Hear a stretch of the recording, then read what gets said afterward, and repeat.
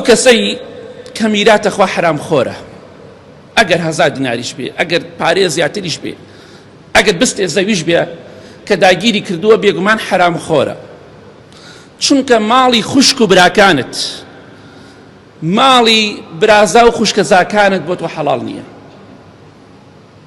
دەڵێ خاڵۆم زڵمی لێم کردووە، مامەم زڵمی لێم کردووە، براکەم زڵمی لێم کردووە، ئەوە حرام خۆرە.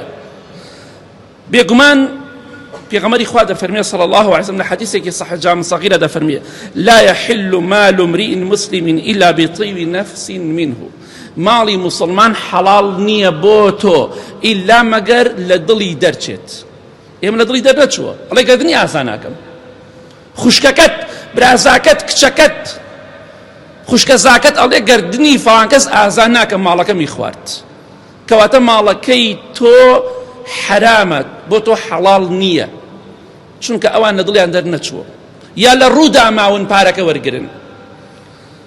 بۆیە بەداخەوە دەڵێن لە چین، لە ڤێتنام، لە تایلەند، لە تایوان، لە نازانم لەکوێ لە هەموو وڵاتەکان دەڵێن خەڵکی سەگ دەخوا، خەڵکی بەراز دەخوا، خەڵکی مار دەخوا، خەڵکی دوو پشکە خوا، خەڵکی جرج و مشکە خوا، حاشا لەو ڕێی بەڕێستان شتی پیسە خۆن.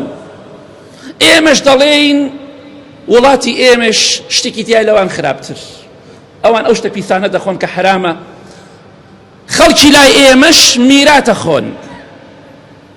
سوێن بەخوا کام حیوانەی حرامە بیخۆی کە حرامە، دڕندەیە، پیسە، بۆ خوایە بۆ قیامەتت باشتر لەوەی کە ماڵی خوشک و خوشکەزا برازاکانت بخۆی. هەرتوی حرامە، بەڵام ئەم حرامەیان بینی خۆیە. بەراز بخۆ پەنا بخوا، تاوانێکت کرد حرامت خوارد، بەڵام بڵێ خوایە لێم خۆشە، دوور کات نوێژگە خوا لێت خۆشە بێ، بەڵام 1000 میرات بخۆ 1000 ڕکات نوێژگەی خوا لێت خۆش نابێت. بۆیە بەلاتەوە سیر نەبێ ئەوانە هەموو شتە پیسە دەخۆن، ئەو حیوانە پیسانە دەخۆن. وەڵا بەلامەوە سیر نێ ئەوان جرج و مشک بخۆن، ئەوان دوو لە ڕێبەرێزان سەگ بخۆن و مار بخۆن، هەموو شتێکی پیس بخۆن، دوو پشک بخۆن. ئەوە سەیرە مسلمانان میراتە خۆن. ئەمە کارە ساتەکەیە. خواردنەکەیوان حرامە، بەڵام حرامەکەی تۆ چونکە حەق و ناسە گەورەترە لەوەی کە حەق الله بێ. مارێکە حرامە بیخۆ، داوای لە خۆش بنەخوا و کە خوا لێت خۆشە بێ. ئەگەر ضەرور بی دروستە پیشی خۆی لە بووی لە برسان نەمری، بەڵام ضەرور نییە میرات خۆی، حرامە، هەموو کاتێک حرامە ماڵی خەڵک. کەواتە لە کۆتاییدا دەڵێم کۆمەڵگای ئێمە کۆمەڵگایەکە زۆرێکیان زاڵمن لە مەسەلەی میرات. بە خۆتانە بچنەوە، ئەمەی کە باسم کردن مشتێکە لە نمونەی خەرمانێک لە تاوانی ئەو کەسێک کە میراتە خوا، بەڵام کە مردی بەخوا و کاتە باجەکەی بە قورسیەتی. بۆیە بگەڕێنەوە بەلای خوا، حەق و مافی خوشک و کچ و خوشکەزا و برازاکانتان بگەڕێنەوە، ئەوانشی کە مردوونە و لە باوباپیری ئێمە و ئەو شتانەیان کردووە، ئەوە سزاکانی خوا چاوەڕێیانە و تەواو.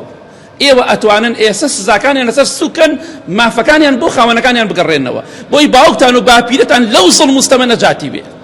ئەگینا بە قورسی باجەکەی ئەدەن دڵنیابە، ئێوەش و ئەوانیش.